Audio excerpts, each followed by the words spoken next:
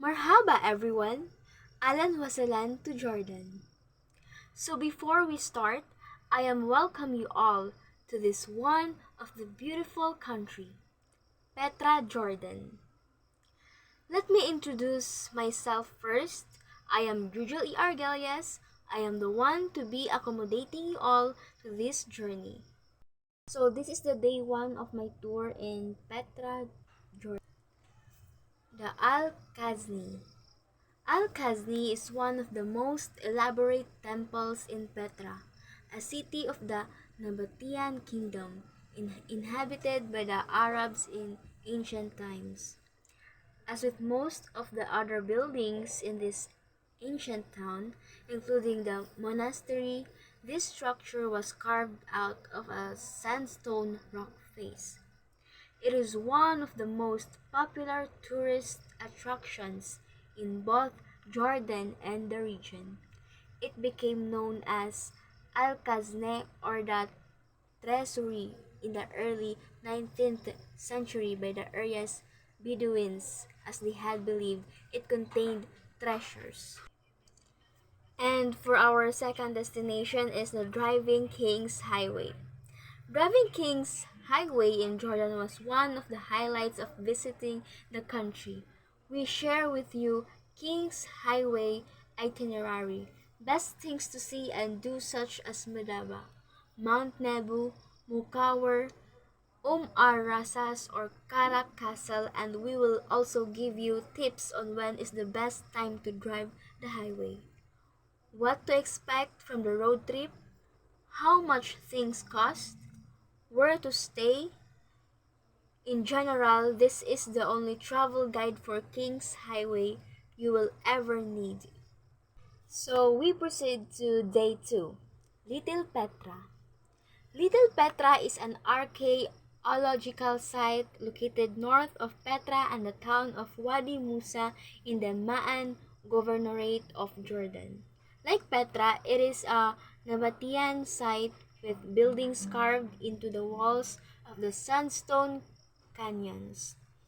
As its name suggests, it is much smaller, consisting of three wider open areas connected by a 450-meter or 1,480 feet canyon. For the second destination is Adir, arguably one of the most iconic monuments in the Petra Archaeological Park. The monastery is located high in the hills northwest of the Petra city center. It is the second most commonly visited monument in the Petra after the Kazne of Treasury. So we are now in the day 3 trip, Petra Royal Tombs. Situated close to the Roman theater, the Petra Royal Tombs are carved dramatically into the cliffs above the city, and their facades reveal many Roman and ancient Greek influences.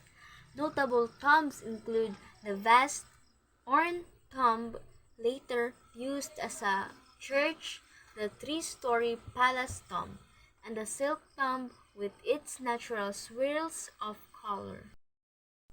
And for the second destination is the Shobak Castle. Today, much of the original fortifications lie in ruins. Calligraphic inscriptions on the exterior of the remaining walls date back to the 13th century, and within the castle, visitors will find remains of a small chapel, the original gatehouse, and several Ottoman cottages. Two large buildings with arched entrances date back to the time of the Crusaders but were later used by the Mamluks as a school. And for the next country is the Wadi Rum, Jordan. And for the day 1 trip is Bedouin Camp. The local Bedouin nomads have roamed Jordan's land for centuries with the belief that they arrived in the Middle East as early as the 4th century. When it comes to talking about their country, the desert, and their way of life, they're the best Jordanian tour guides you can find. And for our day 2 trip is the Bubble Dome. Camping out in the desert in these dome-style tents is the epitome of glamping, known as Martian domes, star pods, or bubble tents. They are the ultimate way to stay. They create an outer space experience in the vast and empty desert. Some tents have a transparent panel designed for stargazing in the clear desert sky. And for the second destination is the Nabatean Aramaic. Nabatean Aramaic is the Aramaic variety used in inscriptions by the Nabateans of the east bank of the Jordan River, the Negev, and the Sinai Peninsula. Compared with other varieties of Aramaic, it is notable for the occurrence of a number of loan words and grammatical borrowings from Arabic or another North Arabian languages. And that is the last day of our trip.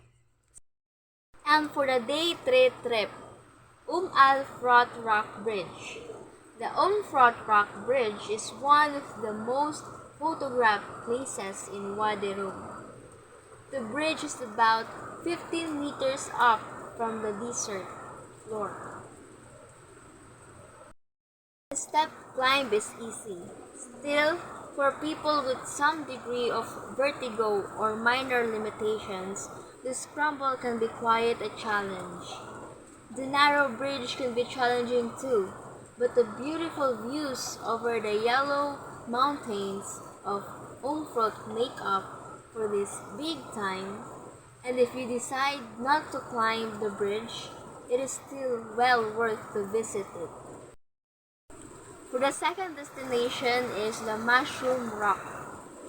A mushroom rock, also called rock pedestal or a pedestal rock, is a naturally occurring rock whose shape, as its name implies, resembles a mushroom. The rocks are deformed in a number of different ways by erosion and weathering, glacial action, or from a sudden disturbance. Mushroom rocks are related to but different from Yardan. And for the last country is Ulaanbaatar, Mongolia. And the day 1 trip. The first that we are going to visit is the Gandan Kid Monastery. The Ganda Tegjinlen Monastery is a Mongolian Buddhist monastery in the Mongolian capital of Ulaanbaatar that has been restored and revitalized since 1990. The Tibetan name translates the great place of complete joy. It currently has over 150 monks in residence. It features a 26.5-meter high statue of Avalokite Vara. It came under state protection in 1994. For the second destination is the Sukh-Batar Square. Sukh-Batar Square is the central square of Mongolia's capital, Ulaanbaatar.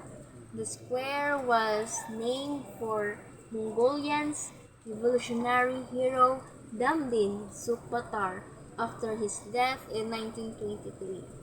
The square's name was changed to Genghis Square in 2013 in honor of Genghis Khan, considered the founding father of Mongolia, but the original name was restored in 2016. And that's all. I hope you all learned something.